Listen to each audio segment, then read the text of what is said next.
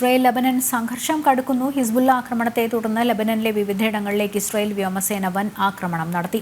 ആക്രമണത്തിൽ 3 ഹിസ്ബുള്ള പ്രവർത്തകർ കൊല്ലപ്പെട്ടതായാണ് വിവരം. അതേസമയം ആക്രമണത്തിൽ ഇസ്രായേലിനെ പിന്തുണയ്ക്കുന്ന നിലപാടുമായി അമേരിക്കയും രംഗത്തെത്തി. ശക്തമായ വ്യോമാക്രമണമാണ് ലബനനിൽ ഇസ്രായേൽ നടത്തിയത്. 3 ഹിസ്ബുള്ള പ്രവർത്തകർ കൊല്ലപ്പെട്ടു എന്നാണ് വിവരം. 320-ലേറെ റോക്കറ്റുകൾ ഇസ്രായേലിലേക്ക് വർഷിച്ചുവെന്നാണ് ഇന്നലെ ഹിസ്ബുള്ള നൽകിയ വിശദീകരണം. കഴിഞ്ഞ മാസമാണ് ഹിസ്ബുള്ള നേതാവ് ഫൗദ് ഷുക്കൂർ കൊല്ലപ്പെട്ടത്.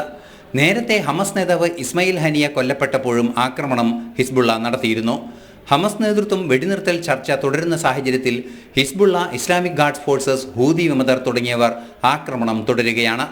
പശ്ചിമേഷ്യയിലെ വെടിനിർത്തൽ ധാരണകൾക്ക് നേരിട്ട് വിള്ളലേൽപ്പിക്കുന്നതാണ് ഹിസ്ബുള്ളയുടെ നീക്കം. അതേസമയം ആക്രമണത്തിൽ ഇസ്രായേലിന് പിന്തുണയുമായി അമേരിക്കയും രംഗത്തെത്തി. പ്രശ്നം സങ്കീർണമാകാതിരിക്കാനും യുദ്ധഭീഷണി കുറയ്ക്കാനും നടപടി അനിവാര്യമെന്ന നിലപാടാണ് അമേരിക്ക സ്വീകരിക്കുന്നത്. ഇന്റർനാഷണൽ ഡെസ്ക്, ജനം.